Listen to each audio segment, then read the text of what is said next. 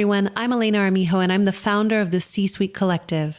This is a company I created for executive leadership coaching and wellness that supports C-suite executives, entrepreneurs, and founders. Now, more than ever, businesses are running faster and with fewer resources. Burnout, overwhelm, disconnection, and disillusionment are the new norm for teams struggling with an old paradigm. At the C-Suite Collective, we believe deeply that providing massive support for your teams through executive coaching and holistic practices will create an inclusive culture, higher levels of performance, sustainable change, and the organizational impact you desire. You can find us at the c-suitecollective.com.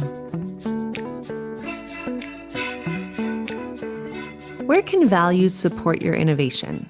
We'll take a look at that in our coaching tip for the month. Our guest today is Nathan Granner, who's an incredible American tenor, recording artist, and he's recently launched an innovative startup to support artists in the music industry. I really enjoyed our conversation together. He is fun, opinionated, direct, and creative, and he's willing to take some big risks on what he's investing in next. I hope you enjoy the episode today, and remember, something powerful resides within you. I'm here to support you in seeing it and creating it. So where can your values support your innovation? This is something that Nathan and I jammed on in our episode. And what I really got from the conversation was that values are a huge piece of what we are up to in the world, and they can lead us in the right direction. So there's 3 points that I want to talk about today that I think will help you distinguish what values can do to support your innovation. The first concept is to ground your creativity in what matters most. So values act as the compass that ensures that innovation isn't just chasing a great idea or something that's novel, but creating something aligned with purpose and integrity. So when you can take the time to get clear on what your true values are, dig all the way down to the bottom of what they are and why they matter, this will ground anything that you create from there. It also will turn constraints into catalysts. So when leaders or teams are clear on their values, boundaries transform into creative springboards, and they spark more meaningful and sustainable innovation. So what I love about this is everything can become a system that works together, and boundaries can then move forward into being catalyzing around the new ideas that you just created in innovation.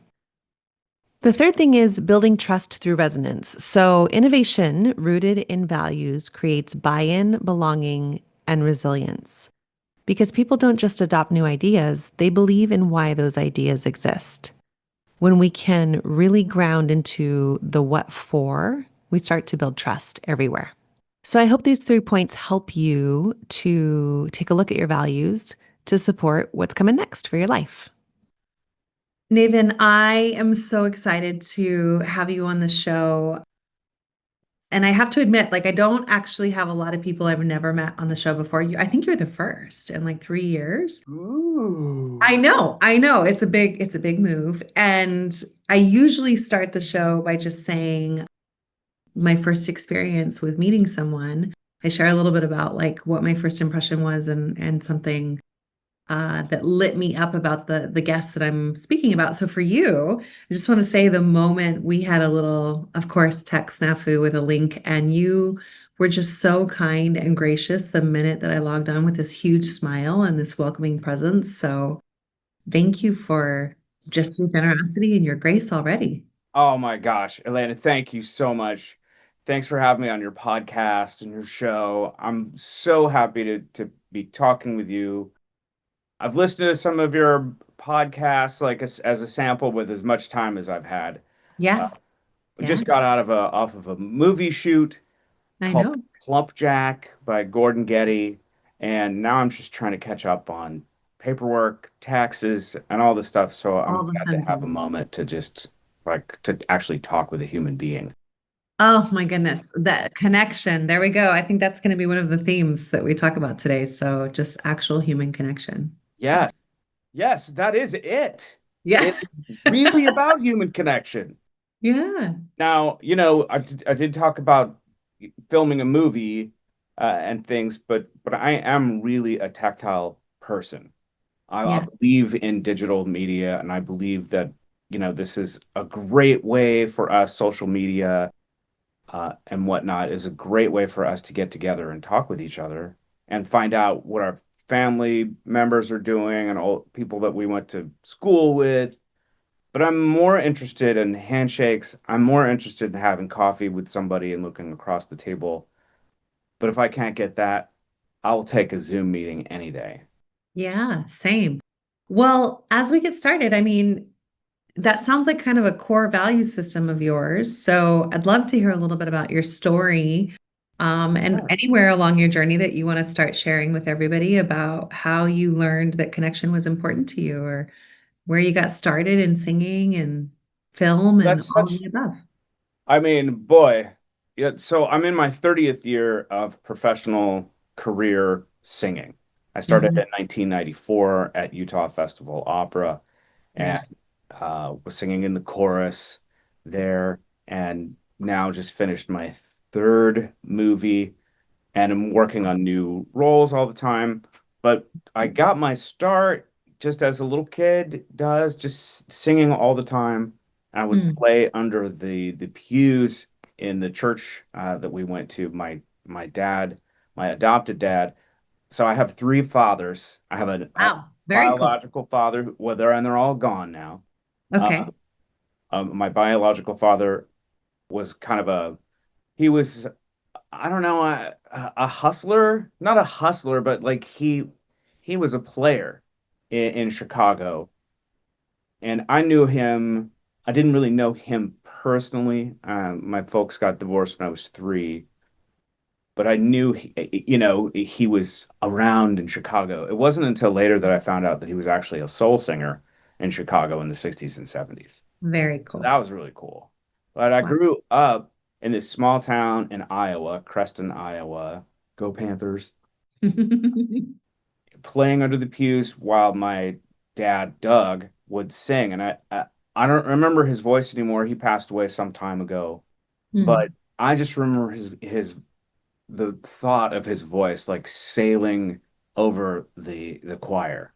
Mm. And that was my thing back then when I was a kid, to sing as loudly as possible in our choir. I thought that was like the ne plus ultra of being a singer, is just to sing loud.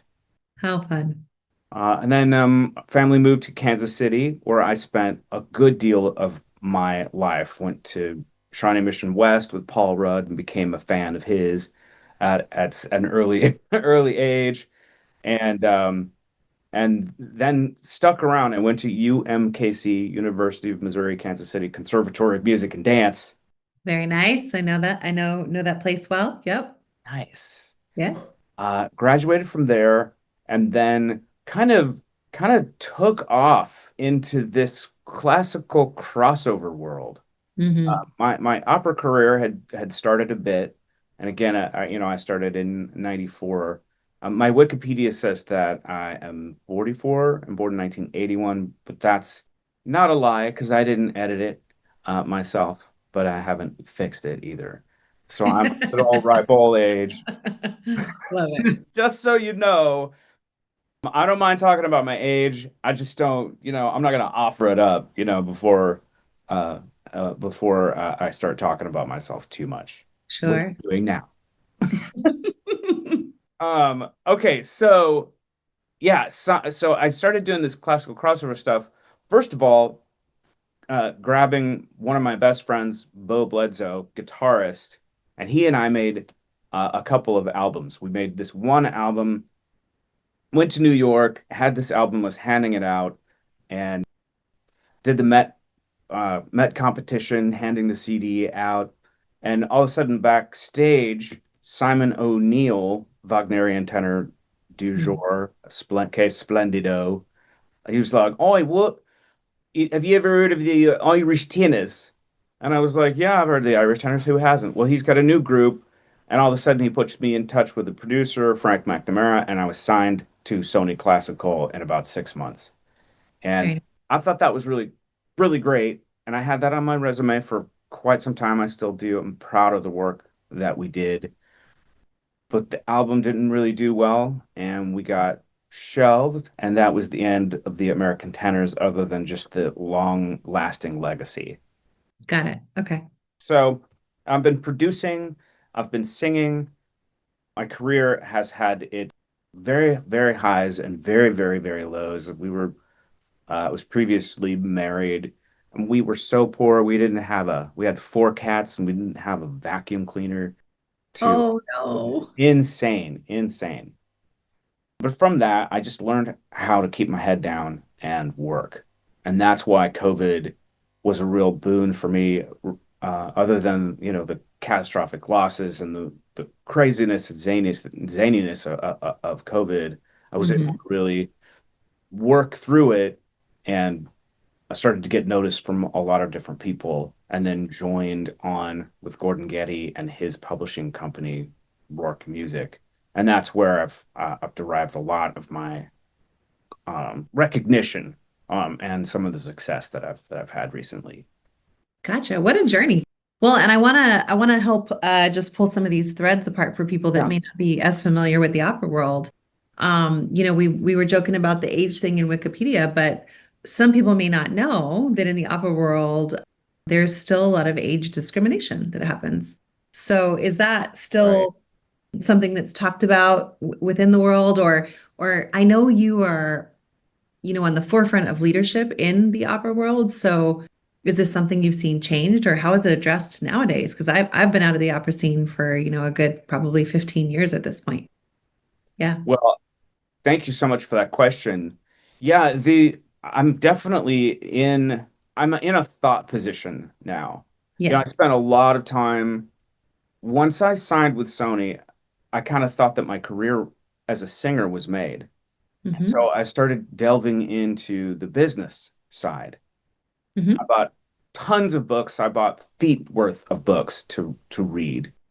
The short answer to your question is, yeah, I think we do have a grasp on in opera a better way to Nice. be these days, simply rather than simply going doing the hero worship thing. Hmm. The Hmm. with James Levine, and cancel culture really caught up with a lot of folks. And Yep. my thought about that is, why don't we let the talented people who aren't abusing other people get ahead and have their work shown, and be a part of answering a lot of the questions that we're asking these days, rather than letting this kind of abusive mafia take over, and cycle among themselves, and the only way to get in is to become a part of that. Hmm. Why don't we change the dynamic so that good Hmm. people can get ahead and be leaders, and have a kind of a, I don't know, more thoughtful way of solving problems and Such a innovating. such a beautiful question, right? And I'm thinking about how that goes throughout the whole world right now, right? When I think about Yeah. organizations or corporations that I work for, and the Yeah. same question, like, where are we not letting people step forward from power dynamics Yes. or control? And so I love your inquiry, and I'm wondering what's the what's the conversation like now between everybody when that inquiry is brought forward? I think the conversation in opera is is an acknowledgement of past failures. Mm. We have a new thing in opera. It's called HR. Hey, right? Yeah, and you go into a company, and you're just there to really just do some work, but all of a sudden, you're signing documents that you're not going to be harassing folks, that you're going to, follow some level of communication, and also be protected from other folks as well. And then Mhm. you start talking about concept, and then you start talking about, what the show is about and things. Yeah. And so I think the conversation that we're having is much more easily broached where we are. And Great. I'll just say opera has changed in the last 15 years. Hmm. It used to be that, someone would tell you that you can sing pretty and, Hmm. you just, that's what you did. Yeah. The path of least resistance. That's how I got in. It was like literally the best thing that I could do for this average C average student. I was like, oh, but I'm gonna sing. And my mom's like, are you really gonna sing? How are you gonna make money? I don't know, but I will because I can sing, because I can sing. But nowadays, just being able to sing is really not, it's not, that's not where the admission comes from. It is, Yeah. why are you singing? What are you bringing to the table? Because a lot of people can sing well. Yep. And I dare say in the business world, there are a lot of great ideas. Yep. How do you come up, how do you apply those ideas? I Hmm. know for a fact that Facebook is like, move fast, break things. And Hmm. that's not that's not conducive. Why can't we have a little more thought in the way that we conduct ourselves, not only as people and as human beings and acknowledging other person's existence and their pasts and their upbringing, but also thinking of solutions for our customers that add a little more service oriented idea to the market rather than simply like putting out another set of forks that look cool. So well said with metaphors, right? Because in that I hear belonging, like acknowledging and honoring where you come from, what you bring to Yeah. the table, and in that could be values or ancestry or culture or anything. Then I Yeah. also hear a big what for, like service, leadership.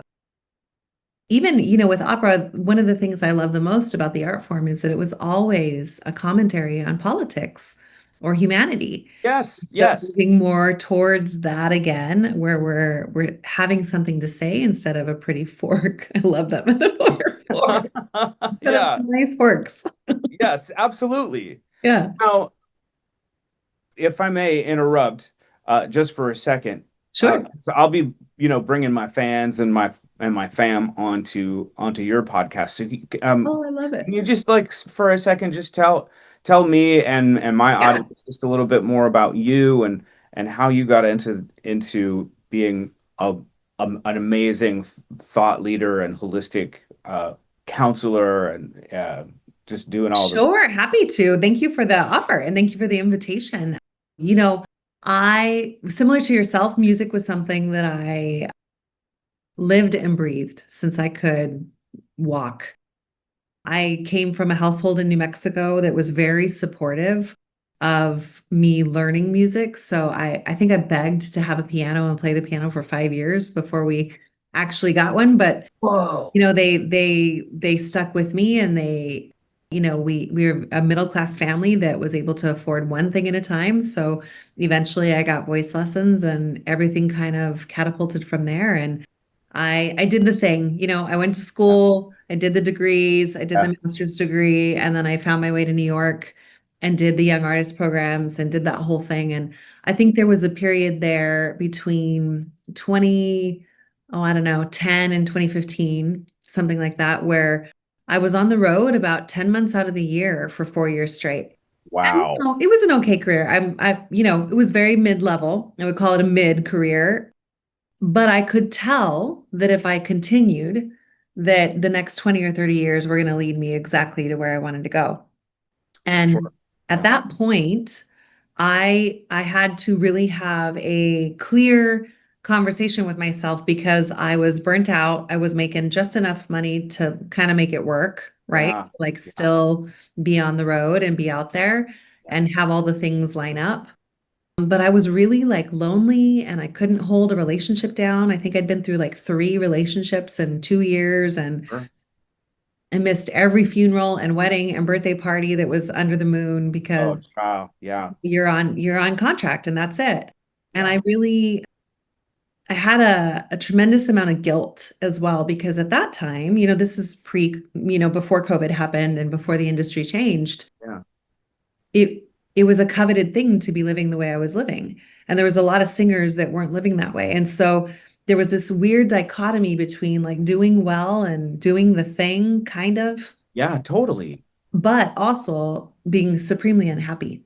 And Yeah. so I had to have an honest conversation with myself about where I was going to live my life for the next 30 years. And it really came down to I loved music and I still do. And I still sing for fun and have salon concerts at my house and, support my partner who is a full-time entertainer, as his manager and supporting in different ways in the arts. But I really didn't love music business, the business part of it for myself. Got And that. so when I really was honest, I hired a coach myself and I did some deep work and I figured out that even though I thought I had some big things to say as a singer, it was kind of piled on top of all this stuff, proving myself to the world. And Amen. until I really got really honest about that and did the work to heal some of that stuff inside me, it's really interesting because I always tell people now, I think I'd be great. I'd go out there and I'd probably have so much to say and so many like clear values and a what for and Absolutely. still may. But Yeah. there was a period of time there where I really needed to heal myself to be able to be honest and have service back in the leadership component of singing, which to me is very sacred. When you're a singer and you're on stage and you are giving to the world, there is nothing like that from spirit and connection to the audience.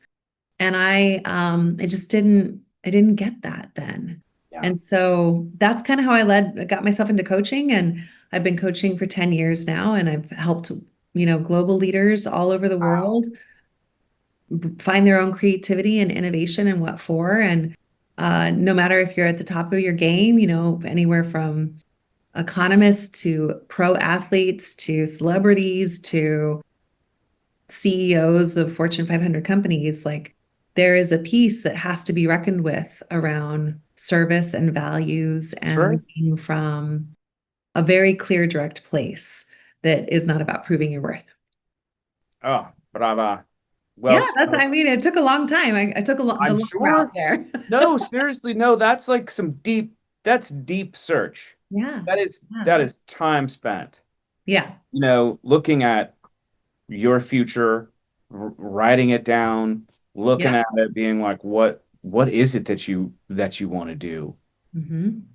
And then actually making those big decisions. Uh, Yes. you Yeah. know, leaving the opera, leaving the opera world is so tough It's very tough. to do. Very tough. Yep. You get I've it. tried. I have tried. I It have. always calls you back though, doesn't it? In It some ways, does. you Mm, never escape it. That's what I like to no, say. and Yeah. there's, you always try and do your very level best. Hmm. Your voice grows, your musicality rises. You have more things to say, but also at the same time for me, and I completely understand. So I guess it was 2010, and that was Hmm. at the deepest nosedive of my Hmm. career. Ah, yes. Uh, uh, I didn't have insurance, so I had silent reflux. I had allergies. I would go to somehow fly to New York, and my auditions would be just terrible because I'd have a massive sinus infection. The house that we lived in was mold ridden, and so I had Mm. sinus infection, I'd be coughing for months, and so I wouldn't be working. Hmm. And I was like, okay, this is a sign. And so I really, really dove into the business aspect.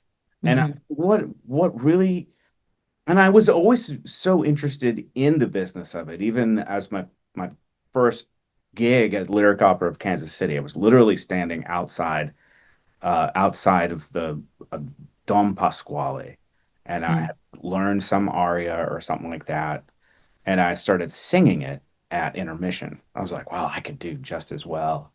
And this woman in black smoking a cigarette, cherry red lipstick on, she's like, so, this is a true story. So, you think you could sing, huh? And I'm like, yeah, listen, blah, blah, blah. And I'm singing. She's like, not bad. She was the general like manager, the one of the managers are in the show, and ended up hiring me to be in the chorus. Wow. When I went, it wasn't just about being on the stage or in the rehearsal. I went to the office too. I like made copies for people. I got coffee. I really wanted to know what it was like and what how to produce a show. Mm. I really did fall in love with that part of the business, the putting it That's together. awesome. Yeah. Now, the politics of it and how to lead and follow and all of that, that was way later. But just to know that there was a machine that and a process by which these small businesses, each production is its own business. A new team comes in, Yeah. a Yeah. leadership, a hierarchy comes in, and that opera company, that production company turns into that show. Mm. So that was always fascinating to me. So I applaud you for being able to kind of escape into the world of ideas and the world of living your art in a different expression, let's just say. Well, thank you. Thank you. And also to you. I mean, it sounds like that I really want to know at this point, hearing your background and where you came from, Sure. what are the leadership lessons that you can share that are applicable to all people? Because I think, just to give you some insight behind the Yeah. doors over here, I often meet people who are surprised by me, but also anybody who's been in the music industry, not special here, but it's like there's such a high level of mastery, discipline, integrity. If you've really chosen the art form that we chose, there are some skills there that are so transferable, and they kind of like in the corporate world, people are surprised by how And many skills, we possess. So, can you share a little bit about that and your experience of that? absolutely, absolutely. So I had just sung Corey Wise at Long Beach Opera. We premiered the Central Park Five, which was about, Ah, and now they're the powerful. Exonerated Five. Powerful. Very powerful opera. We won the Pulitzer Prize in music. I mean, Anthony Davis won it in music in 2000, 2020. Hmm. Hmm.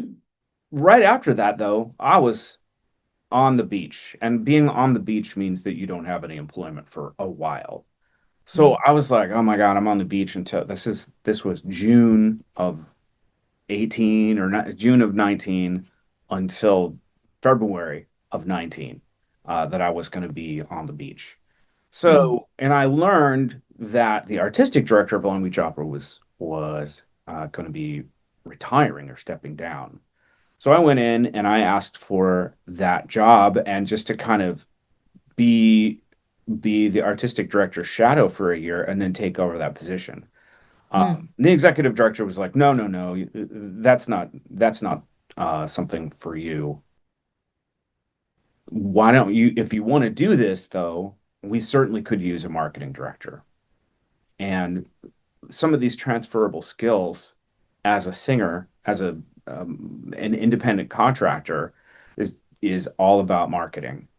You know, Mm. Mm. I was in the MySpace on the MySpace bandwagon, had 7,000 rabid fans, and would was able to travel across the country and make more MySpace fans, and like it was really cool. And then That's Facebook amazing. came out and switched over to Facebook, and then it was Reverb Nation, and doing all of these things. And the books that I had purchased were like the Billboard Guide to Publicity and Marketing. So I had read all of these books and started following all of these practices. So being a marketing director wasn't really a stretch for me. Mm.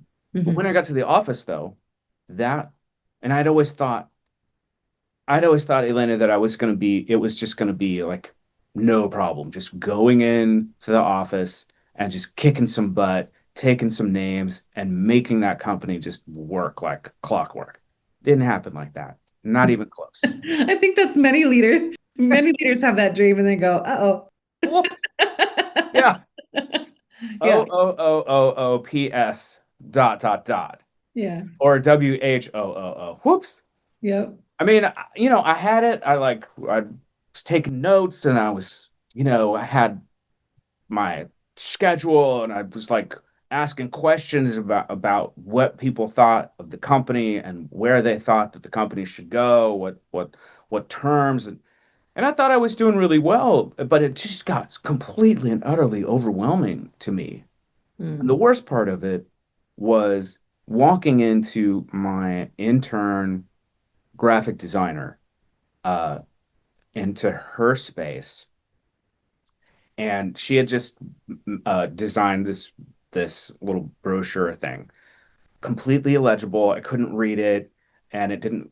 I was like trying to instill a style book, and I went Ah, in there, and I thought that I was saying all the right things. It really did. I mean, you learn how to talk to people in opera. You learn how to yes, not we do. hurt people's feelings and speak.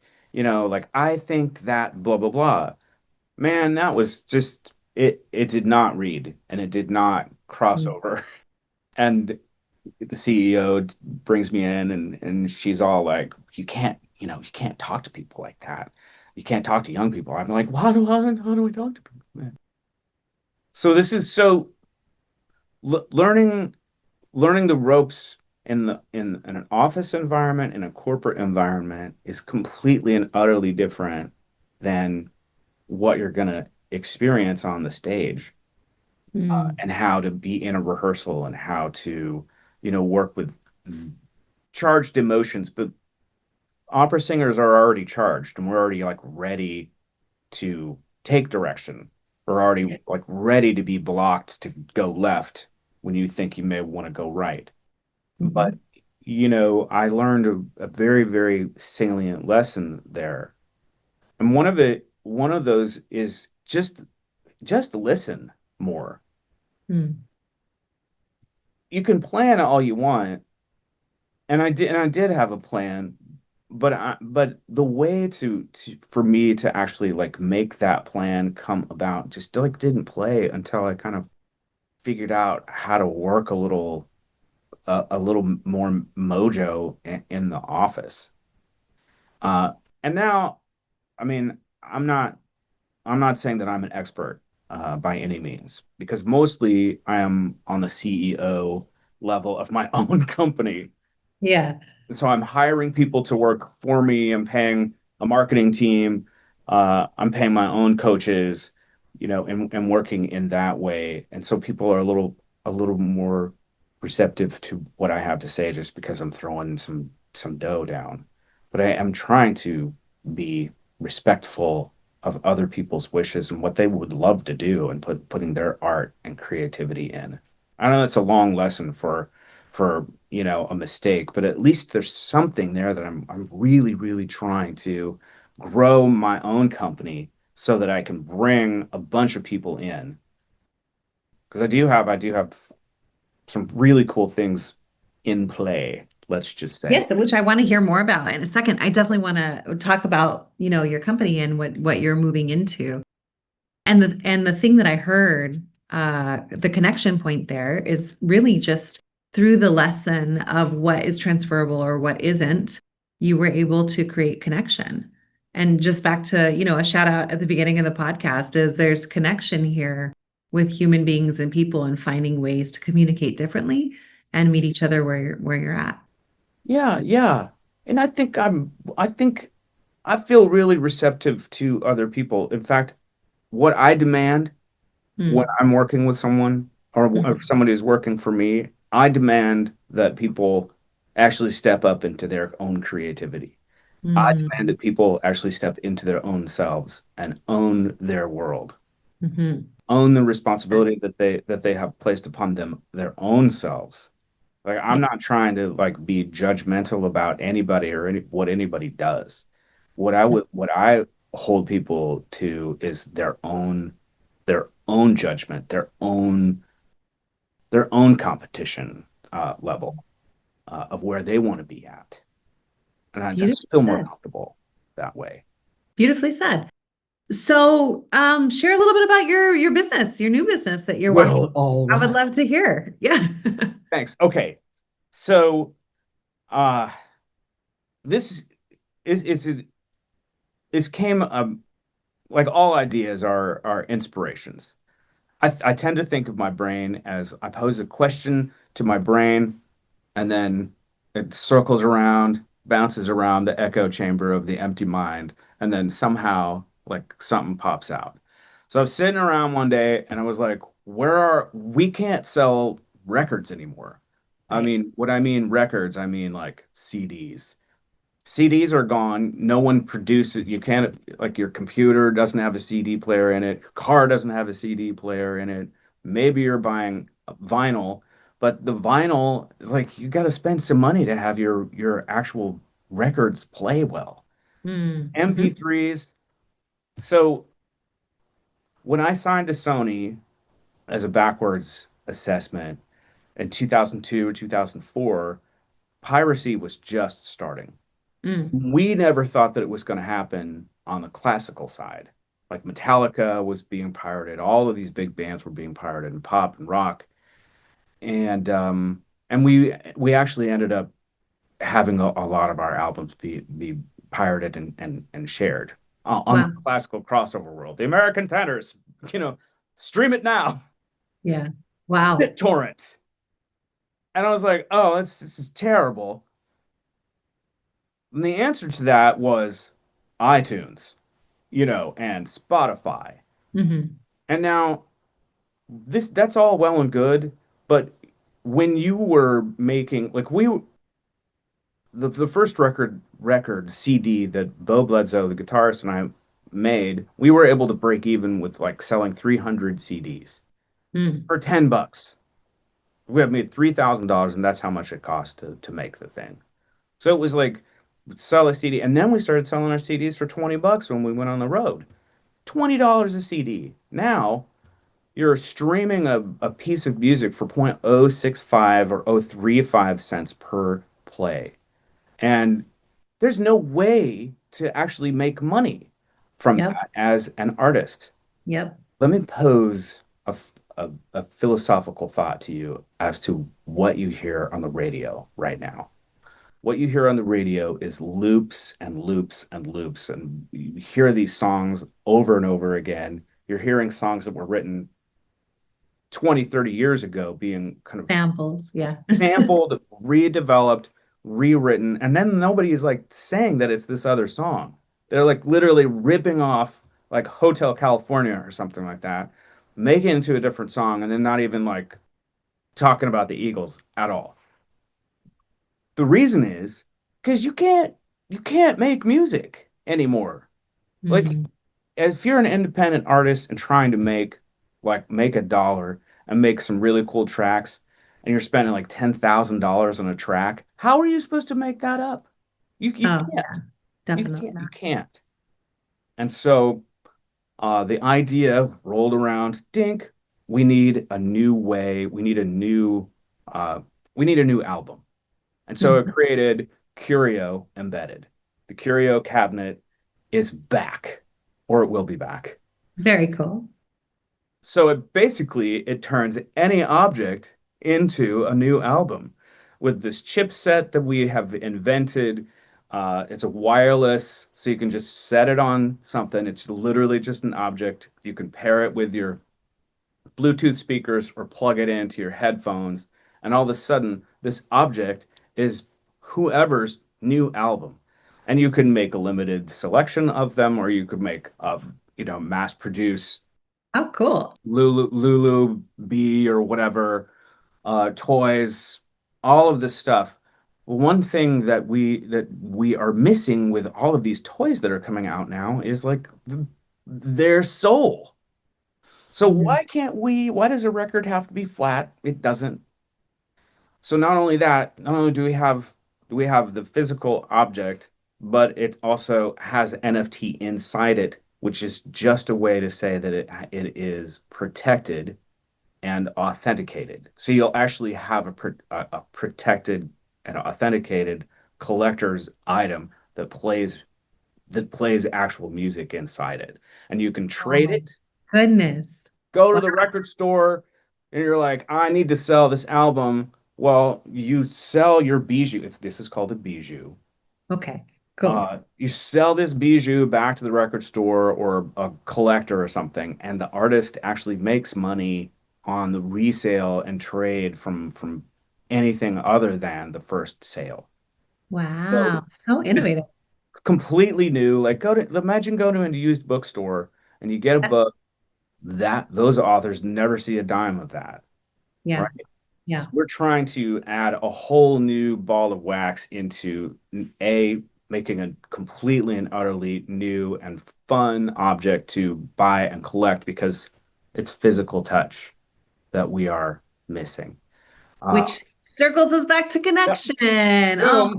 gosh, Nathan. Wow. Well, first of all, how innovative. I love people that think out of the box and create things and are just willing to take a chance and experiment. So, congratulations to you and what you're building. And how can people support you, find you? We're going to link all that stuff, online in the episode. But is there anywhere you want to direct them to get more curious about this? Come on to ngranner.com. That's like my main website, but the business site is called alabstudios.com. Beautiful. There's ngranner at ngranner.com and also alab studios. And we're definitely looking for investors and stuff like that. We Always, got the always patent very pending stuff, but we could definitely use some help in that aspect of That's making the amazing. That's making amazing. stuff. Well, we'll definitely send people your way. And Thanks. thank you so much for coming on and sharing just how it was all conceived and your thought process around it and your values and who you've been for the industry. And I always like to ask at the end of each episode is if you could say one thing on a megaphone to the world, what would you say to them to lead them into the next season that we are headed into? I would say right now is lead with your love. Hmm. Yeah, that's big, right? It is what because we're not anymore. We're leading with our hearts, Hmm. but our hearts sometimes can be influenced by things that aren't real. But leading with love, I think, really kind of encapsulates where we can be. Ah, beautifully said. Thank you so much, Nathan. That is butter. You are Thank you. so welcome, Elena. You are so welcome. Thank you so much for your time and let me just, yammer along. I'm so glad that you were able to get some words edgewise. Thank you. It's so great. You do such amazing work. Like your stuff, it looks amazing. You have such an amazing personality. You have such amazing work ethic. You've got friends that have highly recommended you, which is why we're together. So shout out to my Digital team, Yes, digital. um, Way to both of and us. Tony and Max. And I think they just got another person. So thank you so much for bringing us all together. I really, really appreciate it. Thank you indeed. If this conversation sparks something for you, let it move through your week. Take it with you, take on one small action to move the ball forward. And if you want to join our community of leaders who are daring to lead with courage and heart, you can find that at www.elenaarmijo.com or www.thec-suitecollective.com. I reserve a small number of complimentary 20-minute sessions for leaders who want clarity on what they need and insight into what is getting in the way. The practical next steps that create real movement and results in your leadership journey. So you can schedule a call through the link below. It's in the description. Like, subscribe. Thank you for listening, for showing up, and for doing the work of being human together.